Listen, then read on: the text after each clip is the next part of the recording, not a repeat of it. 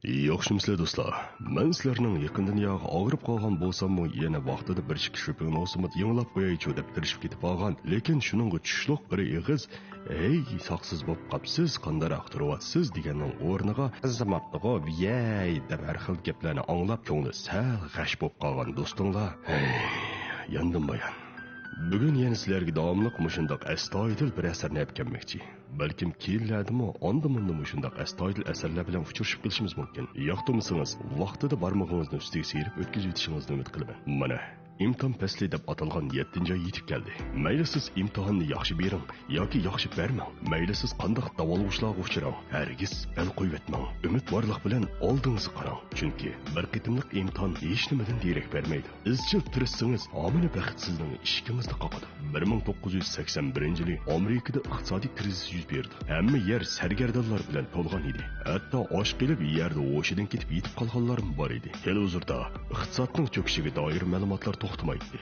Televizor oldidagi bu boshlari sangilgan qartarlikchiga tizsiz qolgani xeli kunlar bo'lgan edi. Xotin bolasining qo'sqimi aran degidek to'yg'izib Uning ismi Chris. Bor kuchi bilan tirishib millionerga aylangan qaltis bir er kishi. 2006-yili uning kishilik hikoyasi baxt ishkini chekkanda degan kino qilib ishlandi. O eng qaltis kinolardan biri. Hatto mening xizmatdagi nurg'un o'ngsizliklarning yengishimga yordam qilgan edi. Bugun bu kinoni men sizlarga sovg'a qilay. Bosh personaj Chris bir ahmoq edi. U boriq mol bisotiga bir ahmoq sayyi uskunlardan mol bisib oldi. Aslida bu uskunni setish orqali ko'p pul topqani bo'ladi deb o'ylagan edi. Ammo kim bo'lsin qattiq ziyon tortib, tuzuk setib chiqara olmaydi. Uskunlar setilmay, uyda to'pa besib turib ketadi. Bugungi kunga kelganda uning ayoli yo'qsizlikdan ikki yerda ishlashga majbur bo'ladi. Xizmatdagi besim sababli uning Chrisga bo'lgan muofati intoyin nachar bo'lib, erini pul topmaganligi uchun har doim haqoratlaydi ham kamsitadi. Chris shikoy yoqi uy ijorisini topshirmagan edi.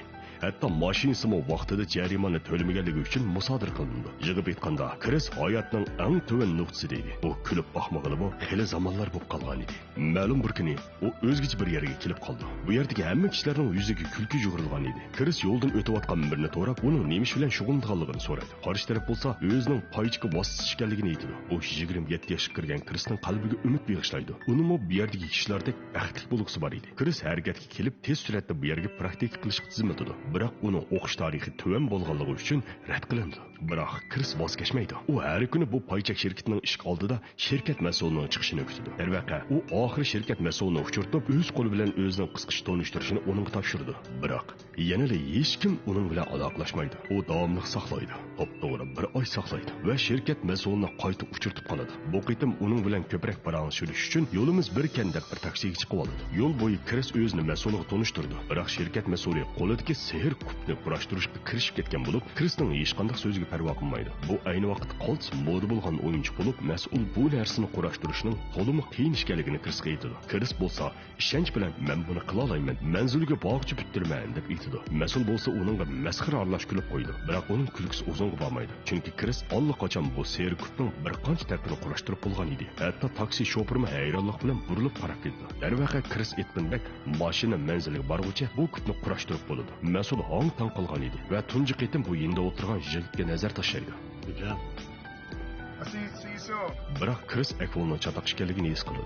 Mas'ul taksi pulini to'lamayli ichib ketgan edi. $17 yo'l haqi Chris to'lashga amalsiz edi. U mashinani tashlab ketishga majbur bo'ldi. Bir tarafdan qashqash, bir tarafdan o'zini qo'g'layotgan shofirdan apol so'raydi. Shu qashqincha metro bekatiga kirib oladi. Shofirmi uni qo'g'lashdan voz kechmaydi. Jiddiychilikda Chris metroga chiqib oladi. Ammo bir qadam kechikkan edi. Bir oylik turmush puli yo'q bo'ldi. Chris to'limi mayisindi. Yomg'ir uning peshonasidan oqqan tari bilan orlashib, mangiz bo'ylab yiqotdi.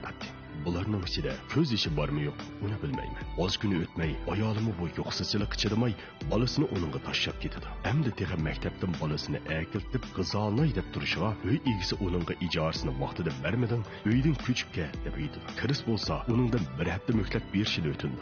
Natijada Chris butun binoning zalini haqsiz sirlab berish badaliga bu muhlatga erishdi. Birdan bir xush xabar bo'lsa, o'tganki shirkat mas'uli Chrisga telefon qilib, uningga 100 turani imtihon qatnashish salohiyatiga erishganligini aytadi. Uning hayotida umid ushqini paydo bo'lgan edi. Biroq imtihondan bir kun burun u zalni oqaytish bilan oldirash edi. Ishik urg'inni anglagan Chris berib ishini aytish bilan bir necha aloqador xodim Chrisni jarimani vaqtida to'lamaganligi uchun ilib ketdi. Munosabatlik organda u qayta o'tingan bo'lsa-mu, biroq bir kun shu yerda qilib qilishga majbur bo'ldi.